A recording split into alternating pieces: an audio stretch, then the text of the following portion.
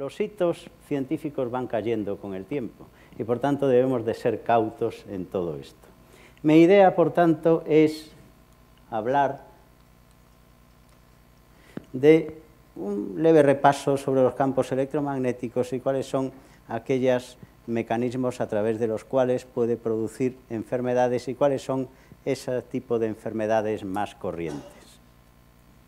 Bueno, campo electromagnético es la combinación de un campo eléctrico y un campo magnético, como su nombre dice, y es ni más ni menos aquella onda que se produce cuando un campo eléctrico no es estático. Cuando un campo eléctrico se transmite, cuando se transmite la corriente eléctrica, esto genera un campo electromagnético. Por tanto, salvo pequeñas excepciones en donde tenemos cerca de nosotros campos eléctricos estáticos, la mayor parte de las situaciones, incluido esto que tengo yo aquí colocado, genera campos electromagnéticos. La cuestión es si esos campos tienen intensidad suficiente para ser nocivos para la salud. Y bueno, aquí he puesto yo algunas formas en las cuales se miden la intensidad, voltaje o tensión de los campos eléctricos y magnéticos, como la más utilizada, y de la que yo voy a hablar, es el Tesla. Bueno, el Tesla ni más ni menos que es una forma de medir la densidad del flujo electromagnético y, por tanto, a mayor número de Teslas, mayor intensidad. La diferencia entre campos eléctricos y campos magnéticos es fundamentalmente que la población en general está o estamos más protegidos de los campos eléctricos que los magnéticos, porque simplemente tienen menor capacidad de penetración y, por tanto, en todas las estructuras, las viviendas, los campos eléctricos prácticamente no lo atraviesan, los campos electromagnéticos sí atraviesan. ¿Por qué? Porque para que el campo electromagnético no atravesara nuestra vivienda, tendríamos que poner un grosor de las paredes muchísimo más alto. Y eso implicaría un coste muchísimo más elevado de una vivienda. Por eso no se hace. Por eso estamos más expuestos a estos campos magnéticos. Por tanto, la ventaja es que la intensidad del campo eléctrico-magnético disminuye con la distancia. Eso ya es lo primero que sabemos. Nosotros nos podemos proteger de un campo electromagnético alejándonos de él. Con lo cual, bueno, tenemos una forma pasiva de prevenir el daño de un campo electromagnético, nos escapamos. El problema es que el campo electromagnético que genera un móvil que llevamos en el oído, lo tenemos ahí colocado, no nos podemos escapar de él, de otros sí. Así que seguimos con los problemas. Una cosa curiosa, nosotros estamos, o la vida está en la superficie de la Tierra desde hace miles de millones de años. Y la superficie terrestre tiene un campo electromagnético, el campo electromagnético terrestre, que tiene este valor aproximado de 50 microteslas. Así que nosotros hemos evolucionado estando sometidos a campos electromagnéticos de manera continua, que además cambiaban de intensidad con cierta frecuencia cuando se producen tormentas solares. Por tanto, si nosotros hemos evolucionado con campos electromagnéticos, ¿por qué ahora decimos que los campos electromagnéticos son malos?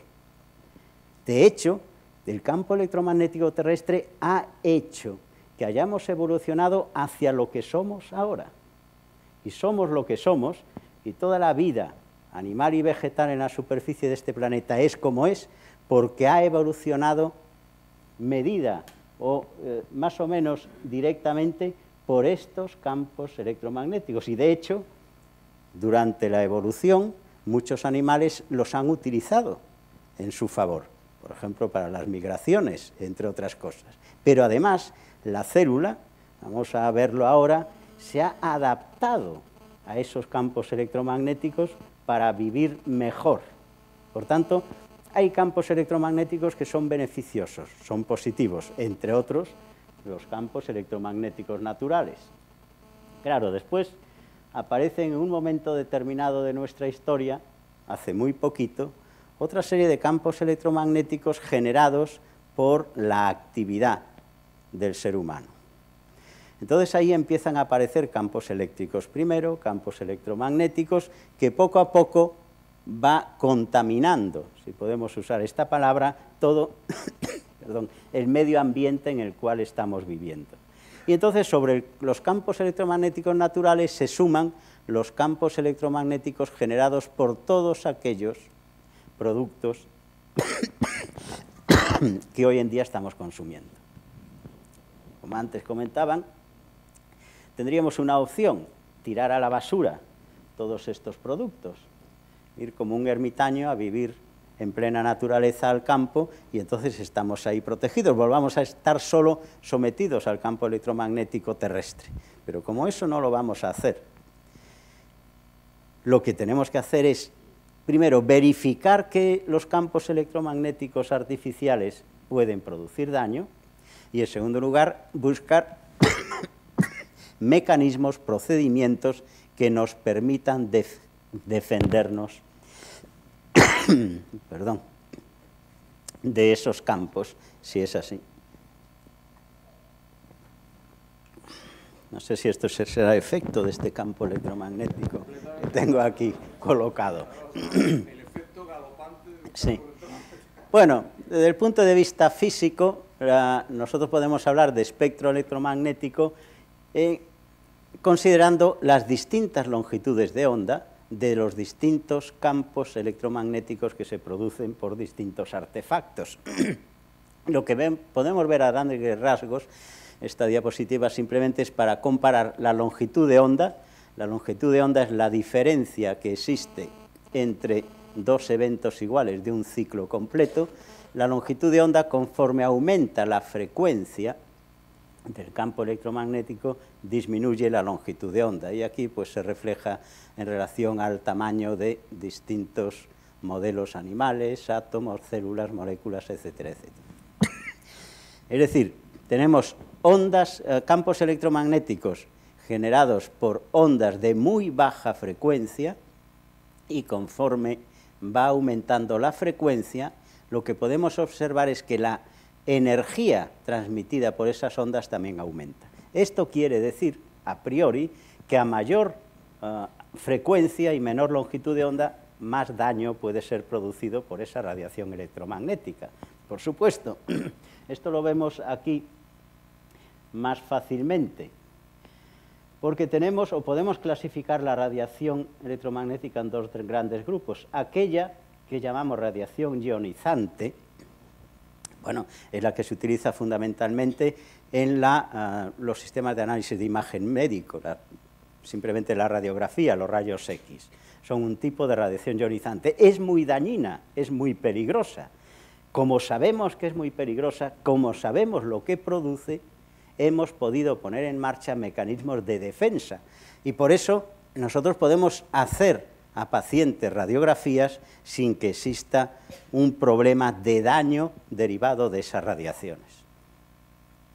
Pero lo que sí está claro hoy en día es que se está viendo que una persona, un paciente, que a lo largo de su vida es examinado con cierta frecuencia a través de rayos X, tiene más probabilidades de sufrir cáncer. Con lo cual no son inocuas. Tenemos que utilizar las radiografías lo menos posible, pero sabemos que hacen daño, sabemos por qué producen el daño y sabemos protegernos. Que nos protejamos o no es otra cosa. Por tanto, lo importante es saber si algo produce daño, cómo se produce ese daño, para buscar los mecanismos que nos permiten protegerlos. Antes contaba yo la historia a principios del siglo pasado, tras el descubrimiento de los rayos X, cuando un gran descubrimiento científico aparece, no se sabe exactamente hasta qué punto puede ser bueno o malo, y en Estados Unidos hubo una afición a pasar durante 1 o 2 horas diarias por un aparato que generaba rayos X, porque eso decía que era bueno para la salud. Sería bueno para la salud del médico que hacía la radiación de rayos X, porque todos iban muriendo poco a poco. Es decir, al cabo de poco tiempo se vio que esa radiación de rayos X era muy nociva para la salud. ¿Por qué? Porque la radiación ionizante es tan dañina que rápidamente induce muerte celular y muerte del individuo, y tumorigénesis, etcétera, etcétera. Entonces, es muy fácil encontrar causa-efecto. Por tanto, si la radiación, los rayos X, producen un efecto tan dañino que aparece a tan corto plazo, inmediatamente nos damos cuenta. El problema es cuando un tipo de radiación, en el caso que estamos hablando, no genera ese daño tan espectacular. Y a lo mejor ese daño va apareciendo lentamente a lo largo del tiempo, a lo largo de los años, y al cabo de 30 años empezamos a ver los efectos de esa exposición a largo plazo. Ese es el problema que hace que muchas veces no seamos sensibles a que ese tipo de radiación puede producir daño y debemos desde ya, desde el momento en que la utilizamos, protegernos frente a sus posibles efectos.